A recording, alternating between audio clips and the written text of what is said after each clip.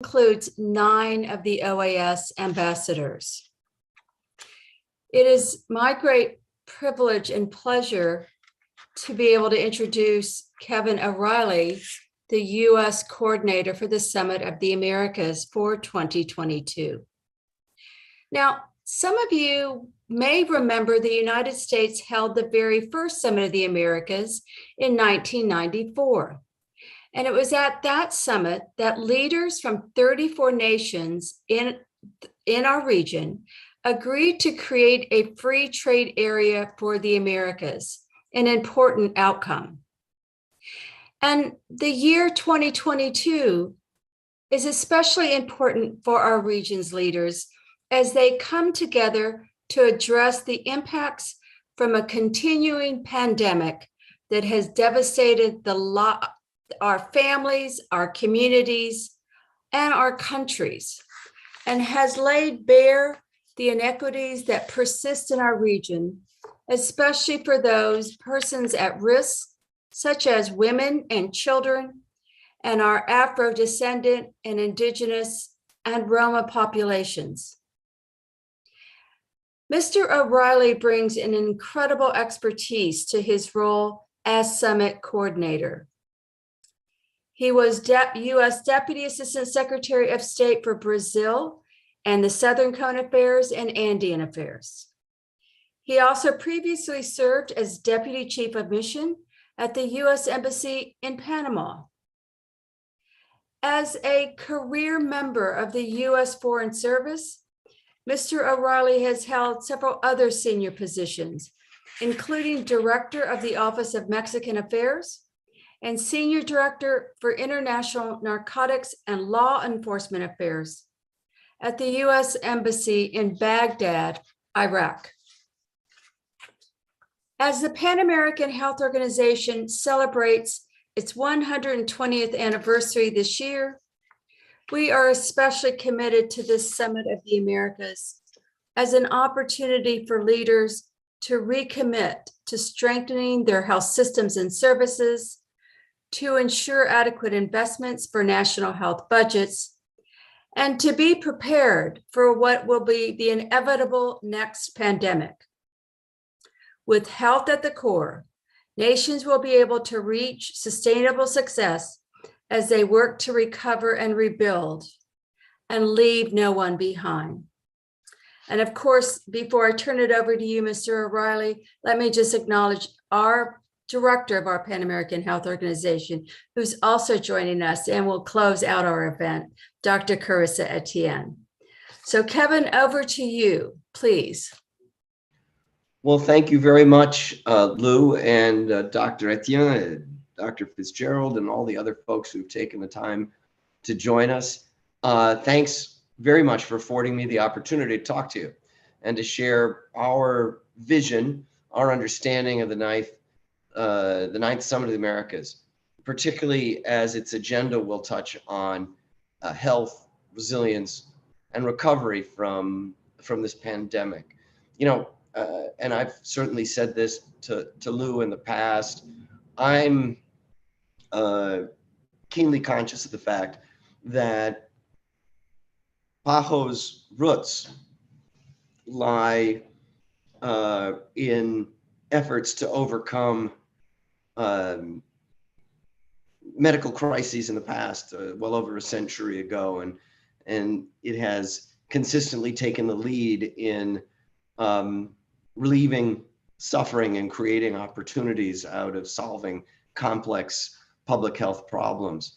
And so for me personally, it's a great pleasure to be here and have the opportunity to talk to you. You know, in mid-January, the White House announced it would host, that we would host this ninth summit in Los Angeles, California in June. Now, initially, we hoped to be able to host this event a year ago, but of course, pandemics do what they will do.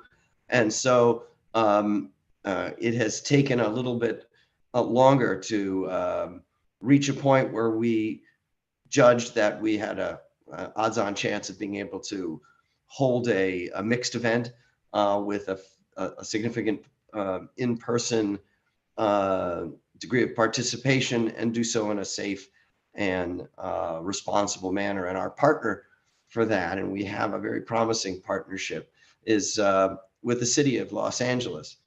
That's our second largest city here in the United States, of course, and it's one deeply connected to the rest of our hemisphere. And they've been working with us very closely, hand in glove, to make sure that we can host an inclusive, safe, and successful event. And we had rounds of consultations in PAHO, and many of the governments that people on this teleconference, video conference represent participated in the consultations. And we settled on a theme of building a sustainable, a resilient, and equitable future for our Western Hemisphere. An effort to respond to the most pressing needs that we face, and obviously the pandemic, threats to democracy, the climate crisis, and the lack of equitable access to economic, social, and political opportunities. And that those gaps, that's where the burden falls most heavily on the most vulnerable and the most underrepresented among us in our societies. You know, earlier today, we received the sad news that our former Secretary of State, Madeleine Albright, has died at the age of 84. I'm sad to have lost her. No other woman had held that position before her. She brought remarkable skill and insights to the job. And it's fitting and appropriate that we focus on such priorities. They reflect well on her legacy. For she pushed us all to think more broadly about purposes, diplomacies, purposes, and ends. And I know from earlier in my career that many of the priorities that we've settled on here for this upcoming summit were the priorities that she pressed upon us during her service to our nation. We want a summit that responds to the needs and priorities of the people of the Americas, our hemisphere. And I can assure you that the United States will work to bring this region of ours together to address shared challenges and advance these priorities that we share. Now, I'm one of a number of national summit coordinators, and together we've been discussing 5 separate thematic commitments in support of this building sustainable, resilient, and inclusive future agenda work that we hope to develop together and present to our leadership at the summit. One is a commitment to complete and implement an action plan on health and resilience in the Americas by 2030. Another is a commitment to address the climate crisis, working together to conserve and restore ecosystems. A third is a commitment to cooperative action to accelerate transition to clean energy, and a commitment to establish the first ever regional agenda on digital transformation, an issue which affects education and economic innovation, and of course, health systems, both public and private.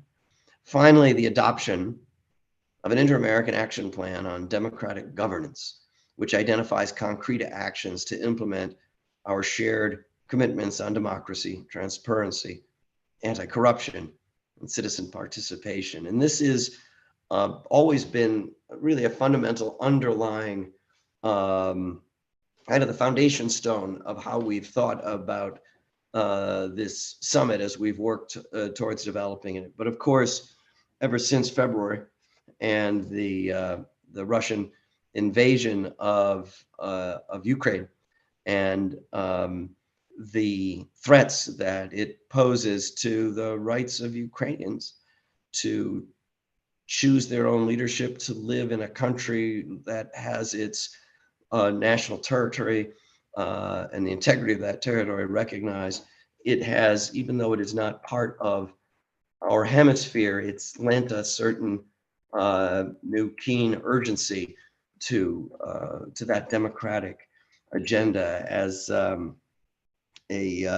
someone wrote in my hometown newspaper, the Chicago Sun-Times, not too long ago. There is no far away anymore. Something that I think all of us, whether they're amateurs like me or professionals like Dr. Etienne and you, Lou, and Dr. Fitzgerald know all too well, is certainly a principle we've all learned to recognize in public health. So first, I'd like to talk very quickly about health and pandemic resilience.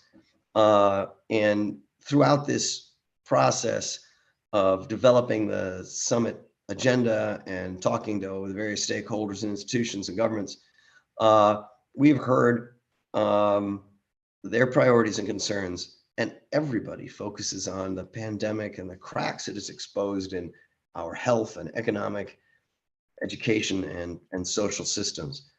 And that's why our government put forward for discussion and consideration the idea of a commitment to establish this plan of action for health and resilience in the Americas. An opportunity, we think, to bring people together in a collective way to apply what lessons we learn from our efforts to address this, the effects of this pandemic, and set new public health goals, improve regional coordination and preparedness, increase health security, and strengthen health systems and economies in the Americas so that we're more resilient and we have greater capacity to address future emergencies. And of course, in doing so, all the governments engaged will rely very much on the public health expertise of PAHO, organizations like PAHO, and the ministries that and others that you work with throughout the region.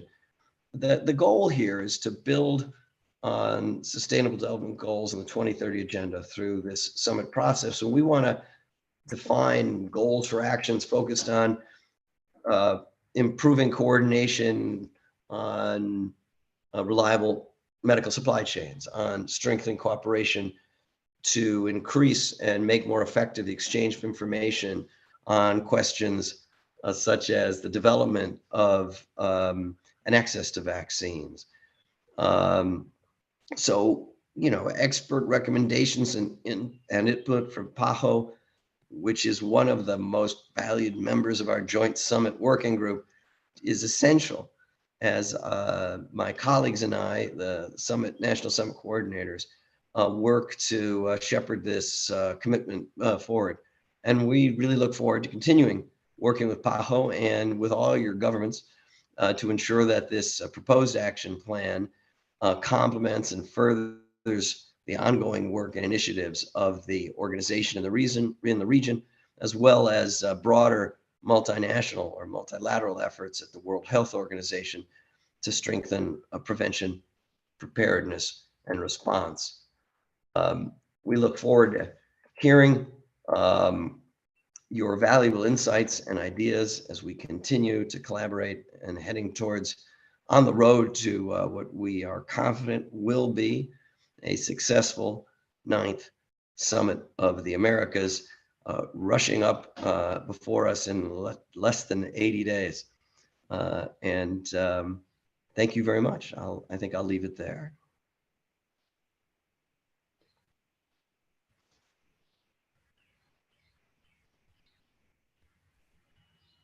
James, over to you, please.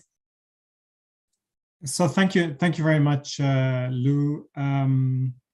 Good afternoon, everyone. Ambassador Dr. Etienne, fellow OAS, our OAS ambassadors, ministers for health, participants in this special briefing. My name is James Fitzgerald. I'm the Director of Health Systems and Services here at the Pan American Health Organization.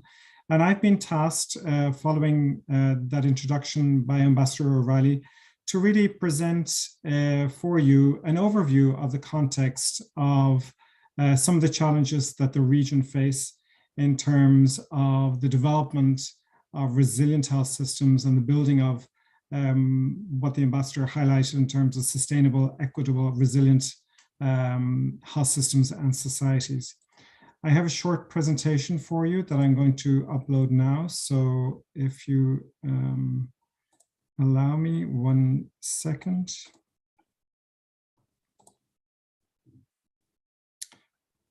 Okay, so the overall briefing I would like to deliver to you today is essentially on health recovery and resilience within the context of the 9th Summit of the Americas.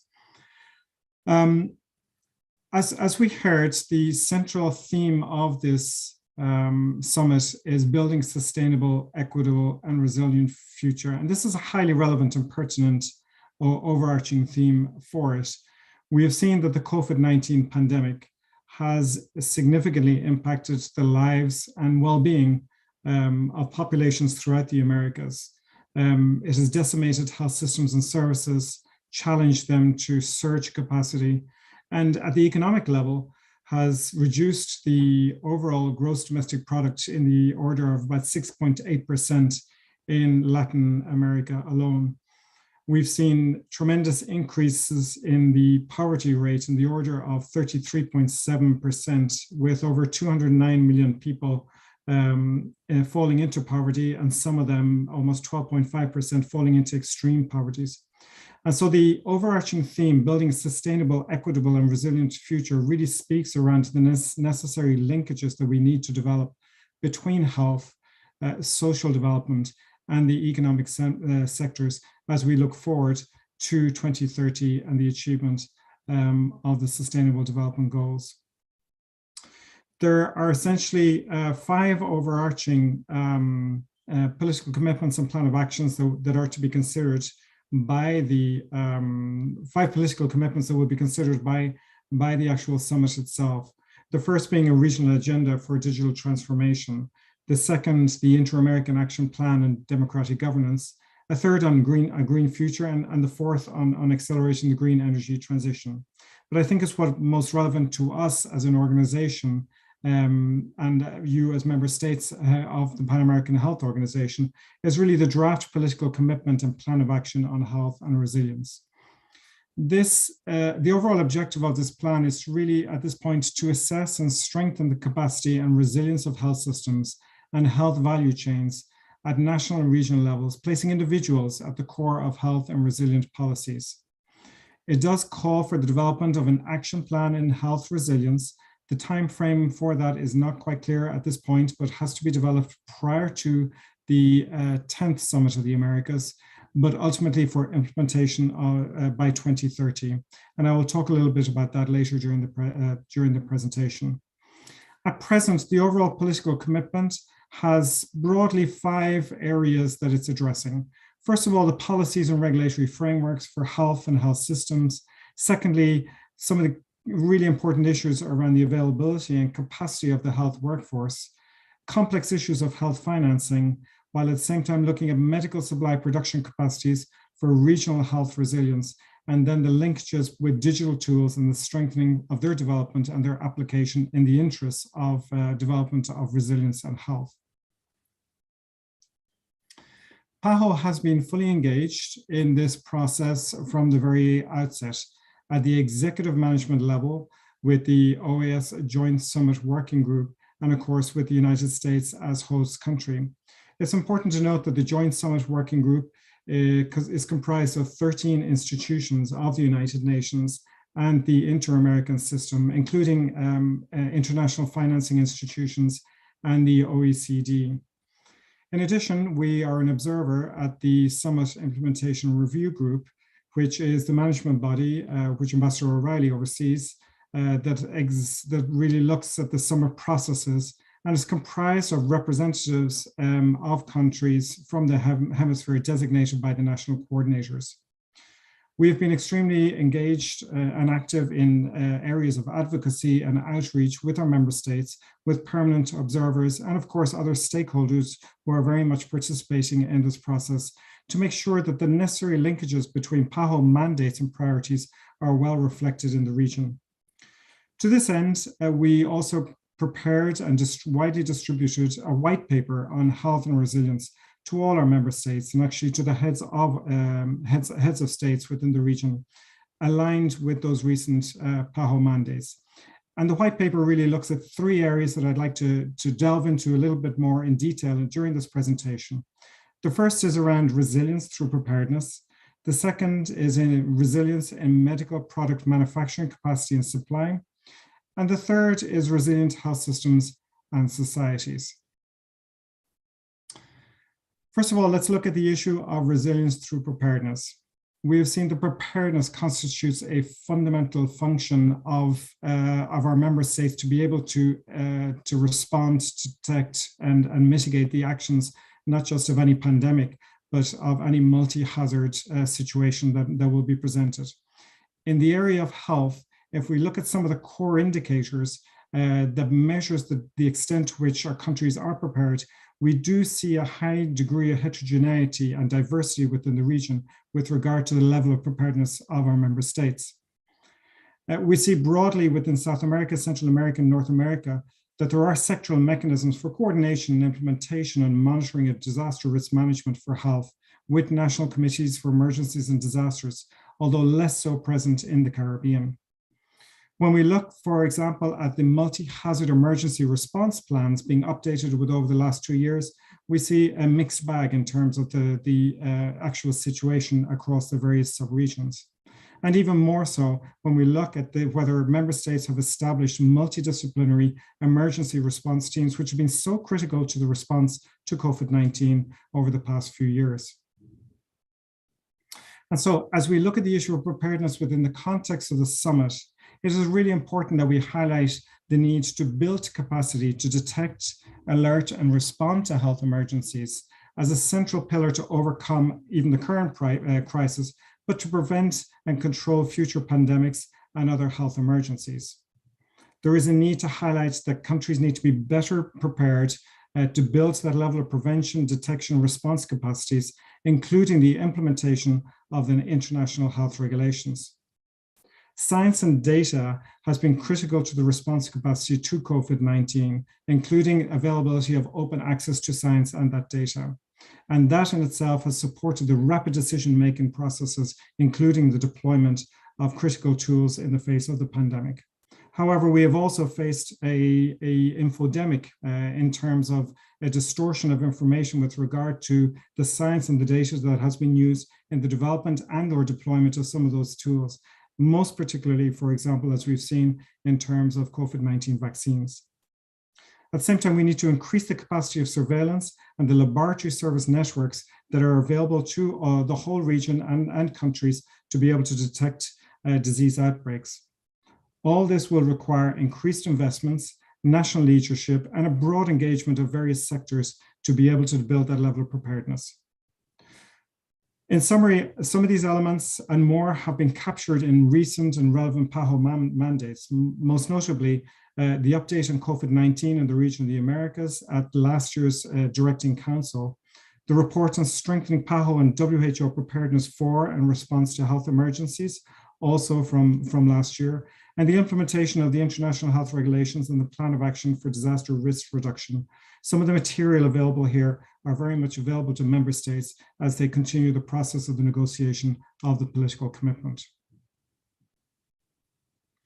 In terms of resilience and manufacturing capacity for medical supplies, it's very clear that the COVID-19 pandemic has shed a spotlight on the critical importance of medicines and health technologies in the control and management of international public health emergency. We've seen stockouts, we've seen increases in inequities in access to essential medicines and vaccines and other health technologies. And this has really impacted the response capacity of health systems and the delivery of essential health services. We've witnessed export restrictions in the context of a prolonged health crisis. And this in turn has highlighted the dependency of Latin America and the Caribbean on imports of medical products from outside the region. In addition, it's highlighted the vulnerability of global and regional supply chains during emergencies and the heterogeneity that characterizes the Americas in research, development, and production capacity. Historically, the region of Latin America and the Caribbean has been characterized by a heavy dependence on imported medical products from other regions. Based on 2018 data that has been collected and analyzed by ECLAC for Latin America, it's estimated that only 4% of imports of a basket of COVID-19 medicines and other health technologies can actually be sourced from the sub-region itself of South America. For its part, the medical device and equipment industry shows a significant trade deficit in all countries of the region, with the exception of Costa Rica, the Dominican Republic, and Mexico. In addition, the average gross expenditure on research and development for health in Americas is low, at 0.3% of GDP, significantly lower than OECD countries, which measures at about 0.19% of GDP. And this very much correlates with the low number of health researchers per million population throughout the region.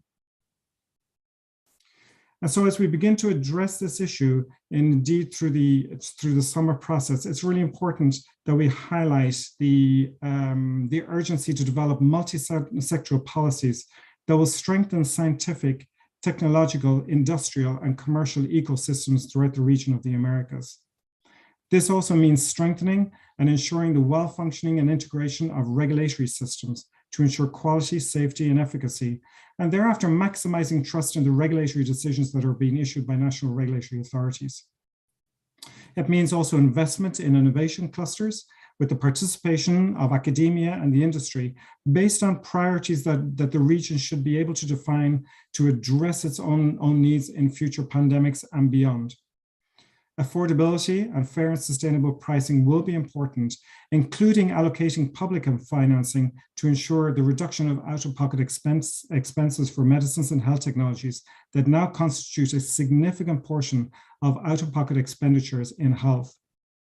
To this end, we also want to inform you that the PAHO regional platform to increase manufacturing capacity for COVID-19 medicines, vaccines, and other health technologies continues to operate and develop important initiatives, be it in the area of development of mRNA technology platforms, in guidance to sub-regional initiatives or bilateral initiatives for other vaccines, and as we look forward in identifying some of the critical gaps in technologies required for pandemics.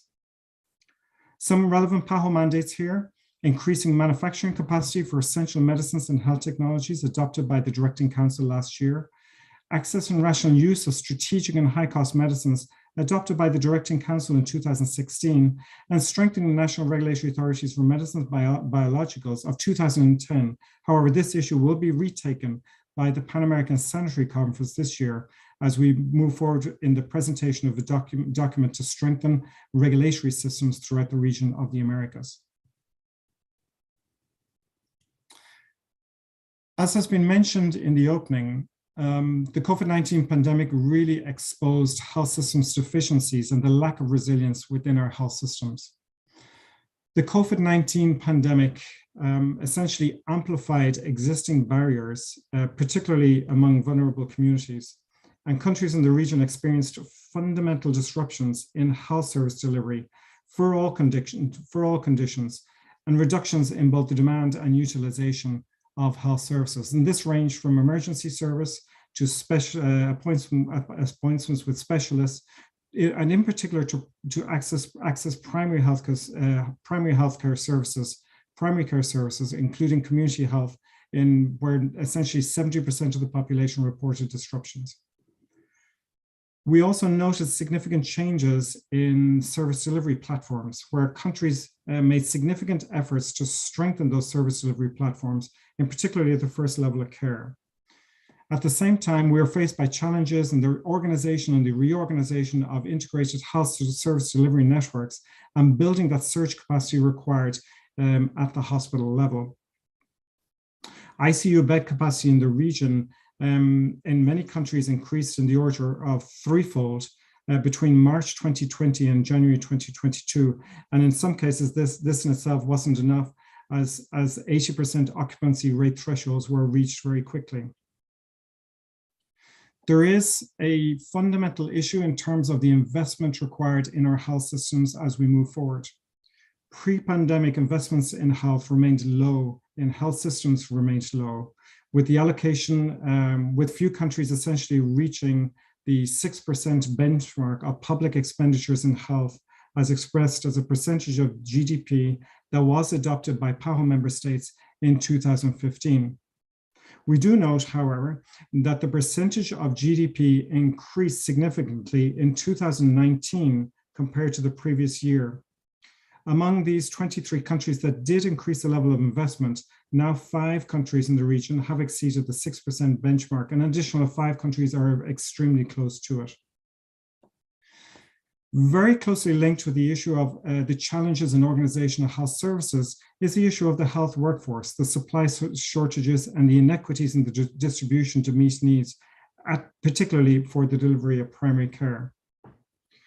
Unfortunately, given the challenges of COVID-19, we are actually seeing an increase in the level of level of health workers leaving the profession, where 4% have reportedly been reported to be leaving the profession at this point in time. And so retention, attraction, and migration of the health workforce will constitute a critical element of our response as we need to build the degree of resilience in health systems moving forward. And so as we look at these issues within the context of the summit, it's very important that we are explicit in the vision to transform health systems to achieve universal access to health and universal health coverage as a central component to build resilience and provide equitable access to health services, not just to improve health per se and to address the inequities, but that in order to support economic recovery and population health. Central to this is the expansion of primary health care, where we address the needs of populations in the communities where they live, coupled with investments at all levels in the essential public health functions and the international health regulations. It will be important that the summit explicits the need to strengthen health service delivery networks, particularly at the first level of care, increasing public investment in health, not just in terms of innovative international financing mechanisms, but to really look at public domestic financing and how the necessary fiscal space can be progressively found and increased to address the needs in health, reducing out-of-pocket expenditures. Very much aligned with this will be the digital transformation in health to enable the development of the range of health professions needed to facilitate, sustain, and expand resilient health systems and services. The Pan American Health Organization has a number of mandates that have already been adopted by member states in this area. First of all, and principally the backbone of many of these resolutions, is the strategy on universal access to health and universal health coverage adopted by member states in 2014. But more recently, the strategy for building resilient health systems and post-COVID-19 pandemic recovery to sustain and protect public health gains. And of course, the roadmap for digital transformation of the health sector in the region of the Americas, which was adopted last year. And so as we continue to support the working groups in resilience and health, we see that there are great opportunities for further alignment between mandates already adopted by member states within the Pan American Health Organization governing bodies and of course the Summit of the Americas. We should look to see how we incorporate the building of more inclusive, resilient societies and health systems post-COVID-19 with health as a fundamental human right and a public good. The achievement of universal health can be considered through transforming health systems with a primary healthcare approach, while at the same time strengthening public health functions, combining preventative and health promotion actions that address risk factors and environmental and social determinants of health. In order to achieve such transformation, we need to strengthen the state's stewardship capacity, not just within government, but across civil society and the private sector that has played such a critical role in the COVID-19 response, and also to ensure social protection and the development of an inclusive economy. Increasing domestic public financing in health will be required to achieve this as we progressively reduce out-of-pocket expenditures, as well as a renewed focus on intersectoral policies for the achievement of universal health. And so some final considerations. We as an organization will continue to engage with the Joint Summit Working Group, the CERG, and of course the relevant working groups to provide continued input and to support the continuous alignment of the political commitment with existing PAHO regional commitments and mandates. We would like to present also for your consideration the need to look at the timeframe for the development of the plan of action, noting that to ensure timeliness in action and to support the rapid recuperation and recovery, the plan of action should be developed in a relatively short period of time. We will be making available for you technical input and the leadership of the organization as the specialized agency of the Inter-American system into the development of the proposed plan of action in health and resilience. And we will continue to ensure the necessary linkages with other pillars, including our green future, and for example, other important mandates that we have, such as the One Health strategy. It will be important that we maintain communication as we work directly with ministries of health, but of course, through foreign relations and the OAS in triangulating the proposals as they move forward. So with that, I would like to finish my presentation. We look forward to the discussion now that we would like to have with you. And what I would like to propose is that we invite now comments and questions. I will continue to chair this part of the discussion, and we'll hope that Ambassador O'Reilly will be available also to respond to any comments or questions from the floor. So with that, let us open it up now to comments and questions of participants in the session.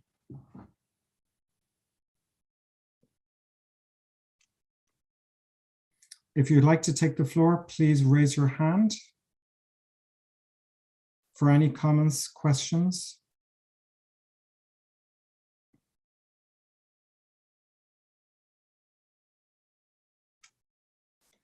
I see Mexico.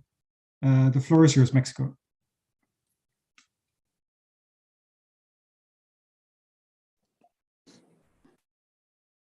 Hola, muy buenas tardes. Muchas gracias, James, por la presentación. Muy completa, interesante. Creemos que es muy importante la participación del secretariado de la Organización Panamericana de la Salud en la cumbre de las Américas para poderle dar, digamos, seguimiento, coherencia a lo que significan los acuerdos que vayamos a alcanzar en materia de salud en esta cumbre. Creo que es muy importante también, muy útil saber y reconocer que la pandemia de COVID-19 nos ha dado una lección muy importante, en resumidas cuentas, creo yo, sobre que el enfoque que debemos de tener es de sistemas de salud públicos, resilientes, con un enfoque de derechos humanos y sin barreras para implementación de diferentes estrategias en materia de mitigación de una emergencia de salud pública como la COVID-19. Muchísimas gracias, James. Muchas gracias, Ricardo. So shall we perhaps take a, yes, Brazil?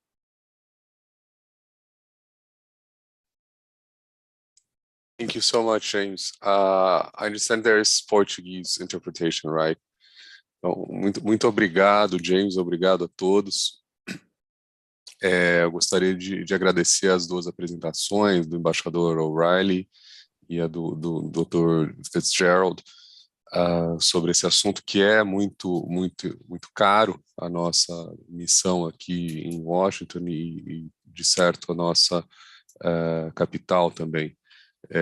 Nosso ponto focal, nosso coordenador regional para a Cúpula das Américas tem sido a Secretaria de Estado das Relações Exteriores em Brasília, mas nós acompanhamos aqui, sobretudo a partir desse, no meu caso, né, sobretudo a partir desse ponto do ângulo da saúde.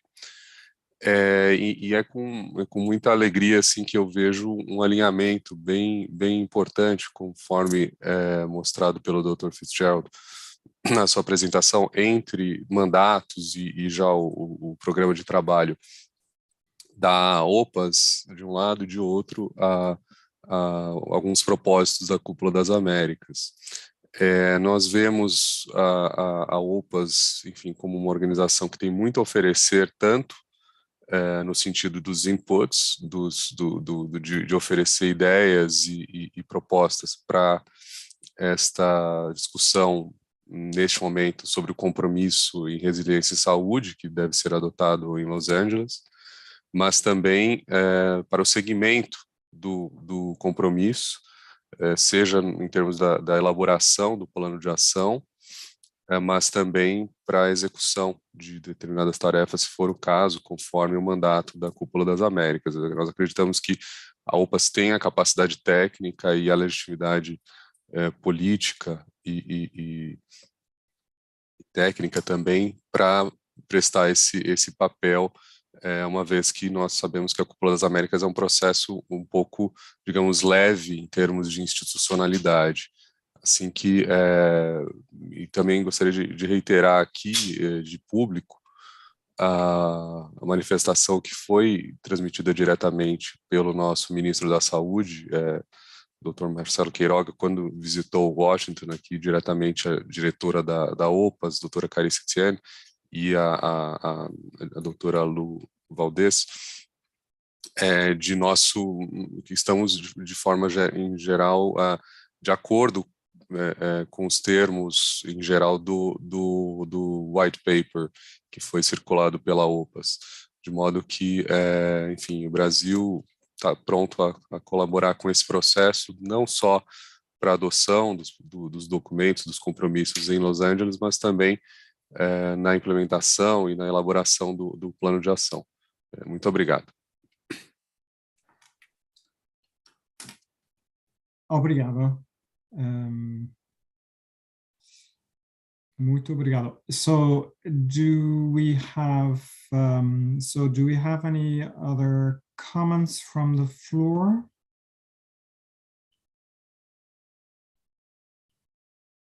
Any comments or potential questions in terms of process or content?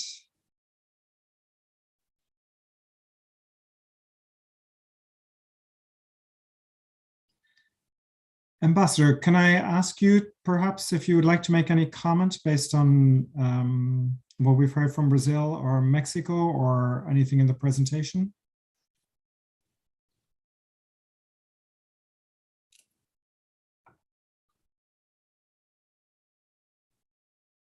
Okay. There are too many diplomats around. I didn't realize that you were talking to me. I'm sorry. All these hi-hat people with fancy titles around here. Look, first, one of the things that struck me, and there's also I see a question posted here by Roberto Samayoa, and I'll weave this in. I don't think I touched much on the other parts of the program that will be going on. It's not just the government-to-government activities, but we also have this a youth forum and the non-governmental organization, civil society forum. We have the CEO summit, which this year the executive agent for organizing that will be the U.S. Chamber, supported by the Inter-American Development Bank and their America's Business Dialogue. These are important, and I would encourage participants today to, in turn, encourage their private sector colleagues and others to take an interest in the agendas there, because basically what we do is we ask each of those forums to also take up some of these same issues. And some of the questions, James, that you touched on, particularly the financing questions, are very much integral to those debates. And as well, the question of supply chains, both you and Roberto just now have touched on them from slightly different angles, but the gist of it was that, hey, here in the United States too, right? No one is immune to these challenges, as we found to our dismay and peril, but much more severely in other countries. A lot of firms in the health sector or that provide inputs into the health sector have realized that they could not supply their customers with the supply chains extant, and that they've had to, and they have to, from this point forward, look very carefully at how those supply chains how they've built those supply chains and how to make them more robust. And I've certainly had discussions with colleagues from other governments over the course of the last couple of years where they want to look rigorously at the kinds of incentives, the kinds of regulatory frameworks, the kinds of reliability of their court systems, the sort of things that create disincentives for bringing those supply chains or creating new supply chains here in this hemisphere that can meet some of those needs. I also want to note that I was particularly struck and by how hard, excuse me, it's the allergy season here from Washington for those who are not resident in town.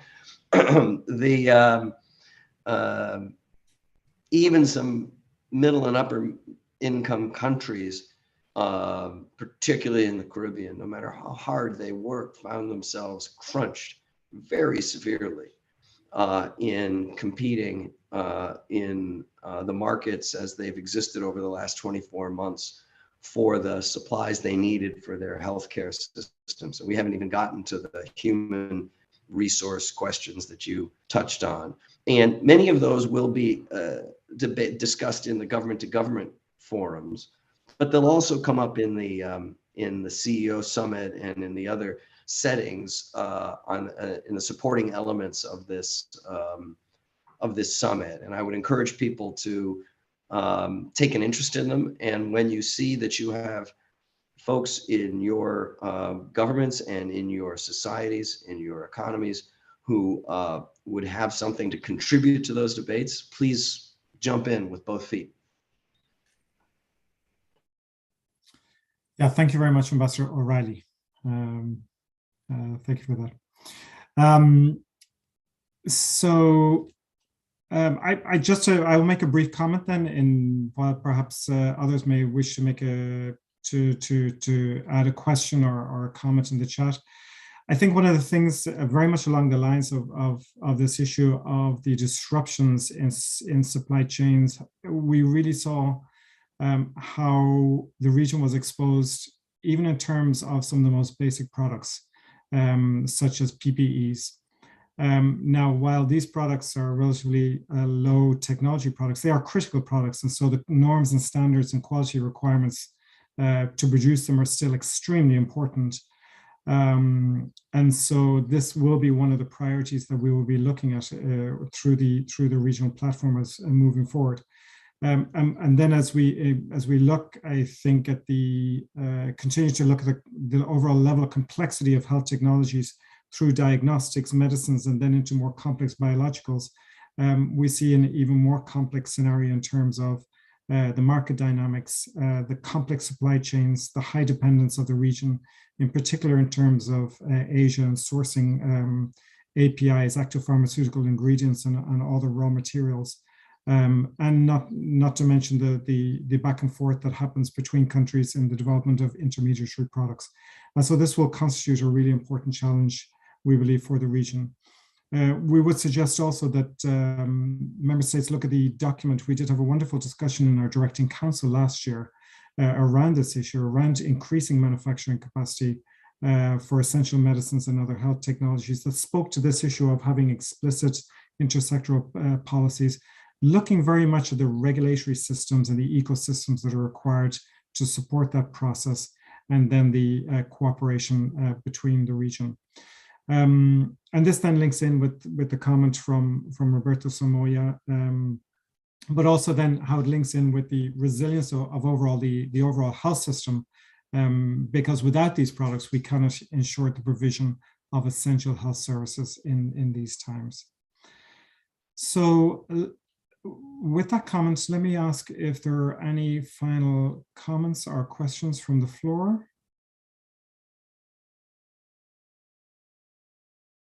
If not, Dr. Etienne, I will hand over to you then for some closing remarks. Thank you, James, and Honorable Ministers, Ambassador O'Reilly, And let me also greet the other ambassadors of the OAS and our members of the 16th Subcommittee on Program, Budget and Administration, and other participants and fellow PAHO colleagues. So let me really express my thanks to you, all of you, and in particular to Ambassador O'Reilly for joining us in this important briefing. As a specialized agency in health of the Inter-American system, PAHO remains fully committed to supporting the Summit of the Americas process. As we begin to emerge from a pandemic that really has impacted the lives and livelihoods of millions in the Americas, the political commitment on health and resilience, we believe, is a central pillar of this year's summit. And really, we think it's a path to a better future for the region. Building a sustainable, resilient, and equitable future, the overarching theme of the summit speaks to the unprecedented urgency first to address the long-standing inequities in the region through sustained action to build resilient health systems and societies. I think it speaks to the urgent need to transform our health systems based and focused on people and community-centered primary health care, to address the burden of foregone care, to build health security, to accelerate our recovery to achieve universal health. And I am on record, as I have stated over and over again during the pandemic, that without the capacity to detect, respond, and mitigate the impact of pandemics and other public health emergencies, sustainable development just cannot be achieved. Without public investments in health systems that are inclusive, comprehensive, and responsive, the region remains highly vulnerable to future threats. But I want to take a step back to recognize that health and resilience is not achieved in a vacuum. It requires economic recovery, strong performing economies. It requires good democratic governance that are focused on working with all peoples in transparency to meet the needs of all peoples, with a rights approach as well. It does require pro-equity development, partnership, safe environments, security, and the multi-sectoral action that is necessary to ensure that the social and environmental determinants are met. And so I hear you, Ambassador O'Reilly. To achieve this, we must work in unity and solidarity.